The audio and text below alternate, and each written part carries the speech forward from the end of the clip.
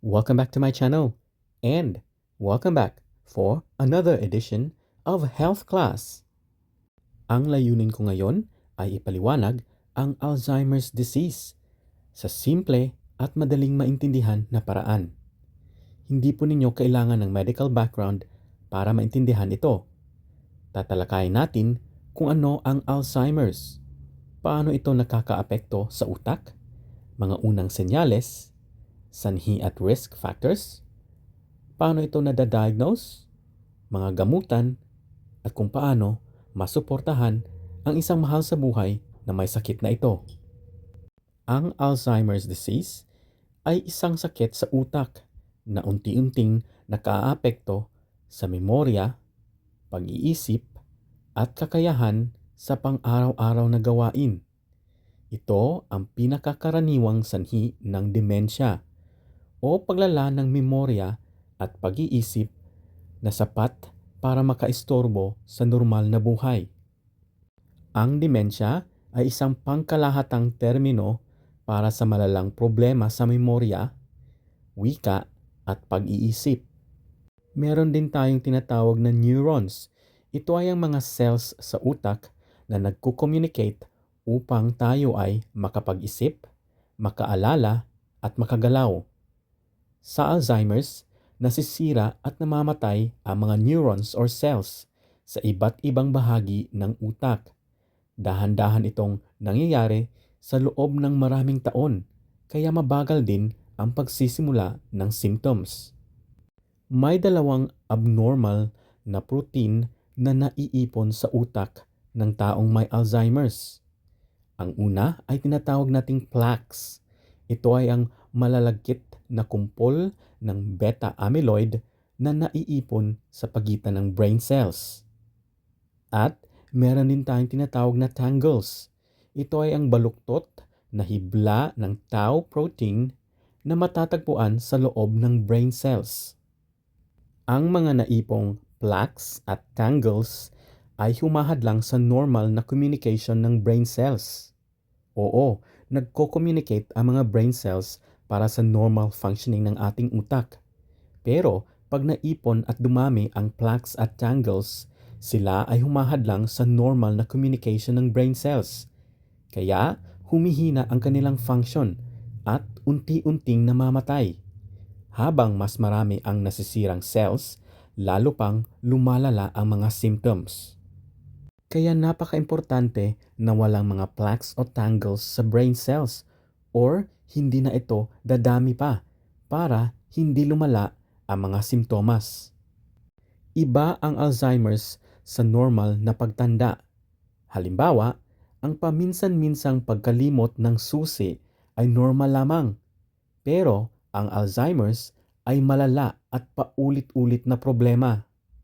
Ang mga karaniwang early signs ay pagkalimot na nakaaapekto sa pang-araw-araw na buhay, gaya ng paulit-ulit na pagkalimot sa bagong impormasyon o usapan. Nahihirapan sa simpleng problema tulad ng pagsunod sa pamilyar na recipe o pagbabayad ng bills. Nahihirapang makahanap ng tamang salita o hindi makasunod sa usapan. Pagkaligaw kahit sa pamilyar na lugar. At pagbabago sa ugali o personality tulad ng biglaang pagkalungkot, pagkalito, o pagiging suspicious. Sa paglala ng sakit, lumalabas ang matinding pagkalito, hindi pagkilala sa kakilala, problema sa paglakad o paglunok, at pangangailangan ng full-time na pag-aalaga. Ang mga risk factors ng Alzheimer's ay age. Karamihan ng may Alzheimer's ay higit 65 years old. Mas mataas ang risk kung may magulang o kapatid na may Alzheimer's disease. May ilang genes din na nagpapataas ng tsansa, pero hindi ito guaranteed.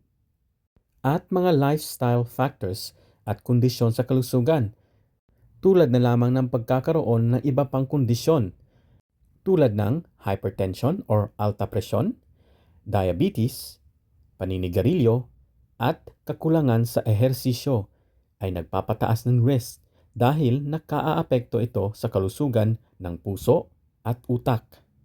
May dalawang pangunahing uri ng Alzheimer's. Una, ang early onset Alzheimer's disease. Lumalabas bago mag 65 years old, minsan nasa 40s o 50s. Mas bihira ito, around 5% lamang ng mga kaso. Maaaring may kinalaman sa genetic mutations o namamana sa pamilya, pero hindi sa lahat ng kaso. Ang pangalawang uri ay ang late onset Alzheimer's disease. Ito ay ang pinakakaraniwan or pinaka-common at lumalabas sa mga taong may edad 65 years old pataas. Sanhi ng kombinasyon ng pagtanda, genes, at lifestyle factors. Magkatulad ang paglala ng dalawang uri na ito, pero ang early onset ay mas maagang lumilitaw at madalas tinatamaan ang mga taong nagtatrabaho pa o may batang pamilya. Walang iisang test para ma-diagnose ang Alzheimer's, pero gumagamit ang mga doktor ng iba't ibang paraan, tulad na lamang ng memory at thinking tests para makita ang kakayahan ng utak. Pwede din silang mag-order ng brain scans tulad ng MRI or CT scan para makita ang pagbabago sa loob ng utak, at mga blood tests para ma-rule out ang iba pang kondisyong kahawig ng sintomas ng Alzheimer's. Wala pang lunas ang Alzheimer's, pero may mga treatment na nakatutulong magpabagal ng paglala o bawasan ang sintomas, kagaya ng mga tabletas or medikasyon. May mga gamot na nagpapabuti sa memorya o nakakabawas sa pagkalito. Ang mga mas bagong gamot ay maaaring makatulong pabagalin ang paglala kung mas maagang sisimulan. At ang mga lifestyle approaches, kagaya ng pagkakaroon ng regular exercise, pagkain ng masusustansyang pagkain, at mental stimulation tulad ng pagbabasa o pag-solve ng mga puzzle games. Nakakatulong ang mga ito sa kalusugan ng utak at pangkalahatang wellness. Paano naman suportahan ang taong may Alzheimer's disease? Ang pag-aalaga sa may Alzheimer's ay parehong mahirap at makabuluhan. Narito ang ilang tips. Una, gumawa ng routine para mabawasan ang pagkalito. Gumamit ng reminders tulad ng labels, calendar, at alarms. Panatilihing ligtas ang bahay. Alisin ang mga hazard at siguraduhing maliwanag ang paligid. Makipag-usap ng malinaw at kalmado. Gumamit ng maikling pangungusap. Hikayatin ang independence. Hayaan silang gawin ang mga bagay na kaya pa nila. At bigyan ng pahinga ang mga nag-aalaga sa kanila dahil hindi ito kayang gawin ng mag-isa. Malaking tulong ang mga support groups. Alam niyo ba na ang Alzheimer's disease ay isa lamang sa 9 na uri ng demensya? At ang Alzheimer's ang pinakakaraniwan o pinaka-common ng uri ng demensya. Ang 8 pang ibang uri ng demensya ay ang vascular dementia, Lewy body dementia, frontotemporal dementia, mixed dementia, Parkinson's disease dementia, dementia na dulot ng Huntington's disease, Wernicke-Korsakoff syndrome, at CJD dementia. Ito ang pinaka-rare na type ng dementia. Bagamat mahirap ang Alzheimer's disease, may pag-asa. Patuloy ang mga pag-aaral at pananaliksik at gumaganda ang mga bagong treatment. Mas marami na ring suporta para sa mga pamilyang apektado nito at posibleng magkaroon ng mas mabisang lunas sa hinaharap. Thank you for watching. I shall see you again on my next health class. Stay safe and be healthy.